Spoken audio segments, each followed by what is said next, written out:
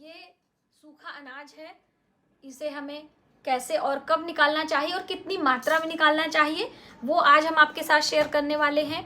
और पूजा की थाली में हर दिन की पूजा आप कर रहे हैं तो क्या क्या चीज़ें विशेष हमें रखनी है। मान लीजिए आप अपने घर में चौकी लगा रहे हैं, कभी भी, चाहे आप करवा चौथ हो, हरतालिका तीज हो, चाहे श्रावण के महीने में सोमवार का व्रत कर रहे हैं, गुरुवार का व्रत कर रहे हैं, तो चौकी हम एक कपड़े पर आसन लगाकर देवी देवताओं को विराजमान करते हैं। तो जो हम कपड़ा लेंगे वो कैसा होना चाहिए।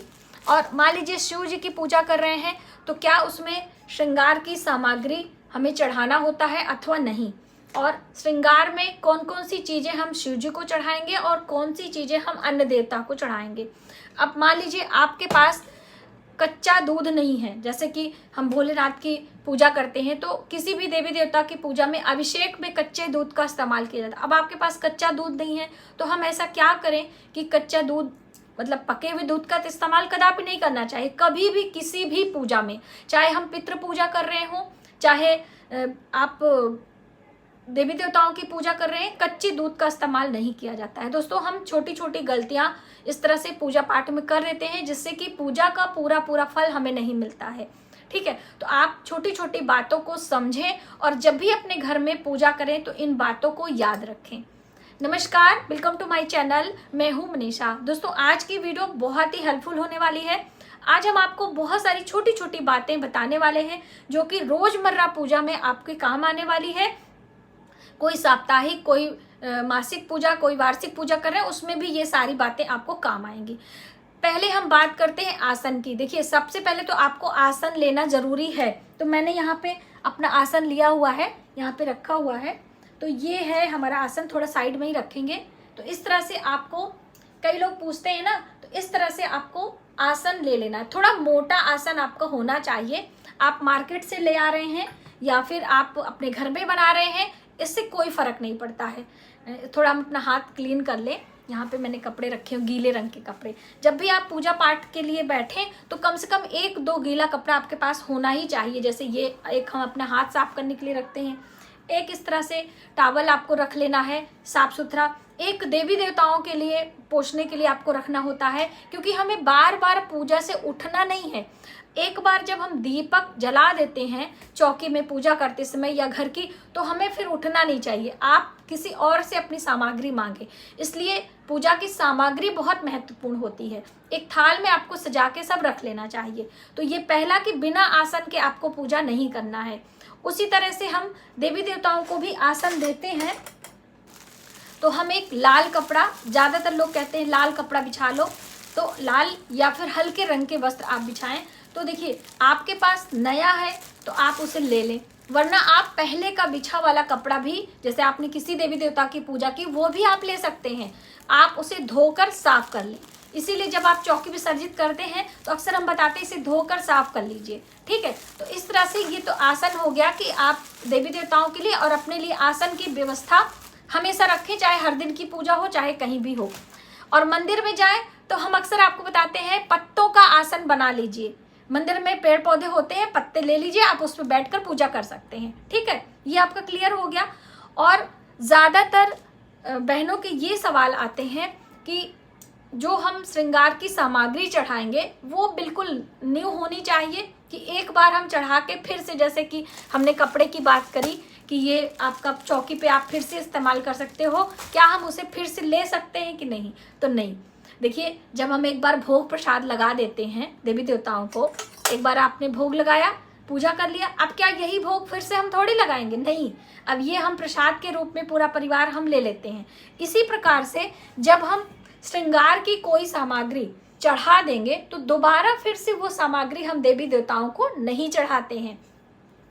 अब जैसे सोमवार का व्रत है, अब आपने 4 सोमवार रखना है, यानी कि श्रावण के महीने में इस बार तो 5 पड़ रहे हैं, 5 सोमवार आपने किए, तो क्या 5 सोमवार को ये सारी श्रृंगार की सामग्री हर बार चढ़ानी है कि सिर्फ एक बार चढ़ानी है? तो देखिए, पूरे श्रावण में एक बार आप चढ़ा दीजिए, चाहे पहले सोमवार को या दूसरे में, या आप जब उद्यापन कर रहे हैं तब।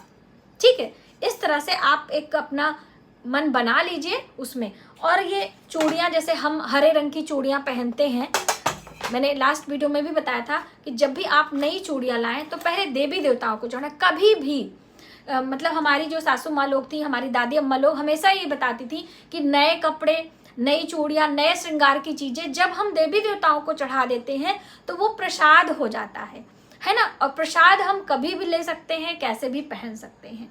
तो इसलिए उसमें देवी देवताओं का आशीर्वाद भी शामिल हो जाता है। इसलिए ये चीज हमेशा अपने बच्चों को भी सिखाएं और आप स्वयं भी सीखें, ठीक है।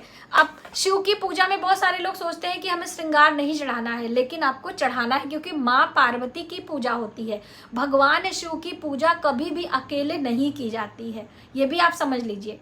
शिव जी की पूजा हमेशा माता पार्वती के साथ ही की जाती है। तो आप माँ पार्वती के लिए श्रृंगार की चीजें और भोलेनाथ को इस तरह से सफेद वस्त्र, अगर आपके पास है, नहीं तो आप मौली के धागे भी चढ़ा सकते हैं। जैसे लास्ट वाली वीडियो में मैंने आपको दिखाया था कि ये मौली के धागे होते हैं, आप इन्हें चढ़ा दीजिए, ठीक है, वस्त्र के रूप में हो जाता है। ये आप ध्यान रखें। अब जब हम चावल चढ़ाते हैं, अक्षत चढ़ाते हैं, काले तिल का अक्षत चढ़ाया जाता है और अखंडित चावल, तो अखंडित चावल भी आप इस तरह से अपने हाथों पे चुनकर रख लीजिए और थोड़े से अखंडित चावल आपको अक्षत के रूप में चढ़ा देना है। अब जैसे कि हम अभिषेक करते हैं, तो अभिषेक में कभी भी पका हुआ दूध नहीं इस्तेमाल किया जाता है। पका हुआ दूध अभी मेरे पास थोड़ा सा, इसलिए मैं दिखाने के लिए लाई हूँ। देखिए ये इस तरह से बचा है। कभी भी आपको पका हुआ दूध पूजा में इस्तेमाल नहीं करना, किसी भी पूजा में। आपके पास नहीं है, आप क्षमा प्रार्थना ले लें, गंगा जल से अभिषेक कर दें, दही से कर दें, शहद से कर दें, अन्य चीजों से कर दें, लेकिन पके हुए दूध का इस्तेमाल आप ना करें, वरना आपको उसका अशुभ परिणाम मिल सकता है। इसलिए ये भी गलती आपको नहीं करनी है, ठीक है। अब अभाव में आप दही से कर सकते हैं। आपके पास कुछ नहीं है, आप फलों का रस ले लीजिए। और पता है, माँ लक्ष्मी की प्रसन्नता के लिए आपको अनार का फल, ये अनार के दाने लें और कहते हैं कि इसको ऐसे हाथ से तोड़कर, अब ये पंडित जी लोग तोड़ते हैं, हमारे घर अभिषेक हुआ था तो शिव जी का, तो पंडित जी बता रहे थे इसको हाथों से ऐसे तोड़कर और डायरेक्टली शिव जी पर अभिषेक किया जाता है। इस तरह से आप अपने घर में रस, इसका जूस बनाकर भी अभिषेक कर सकते हैं। फलों का अभिषेक करने से, यानी इसके जूस का अभिषेक करने से हमारे आर्थिक स्थिति अच्छी होती है। इसीलिए गन्ने के रस से अभिषेक करने की बात कही गई है। गन्ने का रस मार्केट में बहुत मिलता है, तो आप पुदीना वगैरह न डलवा के सिंपल रस लेकर आए और उसे छन्नी से छान लें। जब आप श्रृंगी से अभिषेक करते हैं तो बिना छाना हुआ चीज नहीं, और कच्चा दूध जब भी लाए तो छान के ही इस्तेमाल किया जाए, क्योंकि उसमें बाल रहते हैं तो गाय के, तो इसलिए वो नुकसान पहुंचा सकते हैं। इसलिए आपको इन छोटी छोटी बातों का ध्यान रखना है। आपके पास कुछ नहीं है तो आप अनाज से भी अभिषेक करते हैं। अलग अलग मनोकामना के लिए अलग अलग अनाज की भी बात कही गई है। हरे मूंग से अभिषेक करते हैं, गेहूं के दाने से अभिषेक करते हैं, आप चावल से अभिषेक करते हैं, शहद से। तो अलग अलग कामना के लिए अलग अलग चीजों से अभिषेक करने की बात कही गई है। लेकिन ये सारी चीजें आप प्राण प्रतिष्ठित शिवलिंग पर ही चढ़ाएंगे तो उसका प्रतिफल आपको जल्द मिलेगा, ठीक है। अब दोस्तों, आपको जैसे कि हम जब कोई व्रत उपास करते हैं तो सोचते हैं कि अपने ही घर में अपने तरीके से हम उद्यापन करके और देवी देवताओं से आशीर्वाद प्राप्त कर लें। तो हर दिन की पूजा में आप चंदन, टीका, पुष्प सब ये करके आरती वगैरह करने के बाद में क्षमा प्रार्थना करके आप भोग प्रसाद आदि लगा के इस तरह पूजा कर लें। आखिरी वाले दिन एक थाली भोजन अवश्य निकालना होता है। तो कई बार आप लोगों ने टोका था कि एक थाली में हमें कितना लेना है, तो आज मैं लेकर आई हूँ। तो ये है ग्लास, और पता है हमारी दादी माँ कहती थी एक ग्लास, ये काफ़ी हैवी ग्लास है, एक ग्लास में 1 पाव से अधिक सामग्री आती है। पहले के ज़माने में लोग दूध अपने घर में देते थे ना एक दूसरे को, तो ग्लास से ही नाप रखते थे। तो ये देखिए इस तरह से ये आटा है और यहाँ पे ये चावल है और ये है दालें। तो नीचे हमने उड़द की दाल रखी है और ऊपर ये चने की दाल है। और इधर में ये है मीठे में ये गुड़ है, उसके बाद में नमक है और यहाँ पर ये है हल्दी, और ये हमने मसाले भी रख लिए हैं आपको दिखाने के लिए। मसाले उतनी ज़रूरत नहीं है, आप चाहें तो रख सकते हैं। अब देखिए ये बेसिक हो गया। इसके साथ में आप दक्षिणा रखेंगे, तो मैं आपको यहाँ पे दक्षिणा भी दिखा दूँ, क्योंकि देखिए बहुत सारी जो नई बहनें होती हैं, मतलब जिनकी नई नई शादी, उनको नहीं समझ में आता है। तो ये है दक्षिणा। आप अपने सामर्थ्य के अनुसार 51 रुपये, 21 रुपये, 11 रुपये, जितना भी हो, आपका बजट होना चाहिए। ऐसा नहीं कि आप दान करके फिर पश्चाताप करें।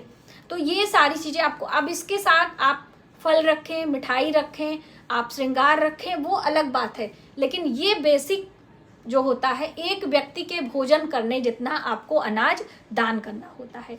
हमारे यहाँ तो अचार रखते थे अम्मा लोग, और जो उड़द दाल की बड़ियाँ बनाई जाती हैं वो भी रखते थी। तो इस तरह से पूरा इसे सीधा कहा जाता है। हम लोगों के यहाँ यूपी में इसे सीधा कहा जाता है, कच्चा अनाज निकालने को। तो ये हम जब भी कभी किसी व्रत का उद्यापन करते हैं तो इस तरह से सूखा अनाज निकाल कर मंदिर में दान करते हैं, ठीक है। और संकल्प वगैरह लेने की विधि मैंने आपको ऑलरेडी बताई ही है, जो मकर संक्रांति की वीडियो थी उसमें मैंने आपको बताया था। और चलते चलते, जैसे कि जिन बहनों से व्रत नहीं रहा जाता है और वो सुबह सवेरे ही कहती हैं कि हमें कोई दवाई खानी होती है, या फिर कोई, तो हम कुछ मीठा खा लें या क्या खा के अपने पूजा को स्टार्ट करें। तो देखिए, आप प्रयास करें, यदि आप स्वस्थ हैं तो जब तक पूजा नहीं हो जाता तब तक आप कुछ ना खाएं। बहुत सारे लोग चाय पीना चाहते हैं किसी चीज़ का, जैसे सौंफ का पानी, जीरे का पानी, धनिया का पानी, तो देखिए ये सब आप पी सकते हैं, इसमें कोई दिक्कत नहीं है। आप मिठाई भी खा सकते हैं। जैसे मैं आपको बताऊं कि ये है हमारी नारियल की बर्फ़ी मैंने बनाई थी, तो ये फलाहार की श्रेणी में आता है। तो इस तरह की कोई भी चीज़ आप खाकर, पानी पीकर आप दवाइयाँ खा सकते हैं और अपने पूजा पाठ को कर सकते हैं, व्रत में भी और बिना व्रत के भी।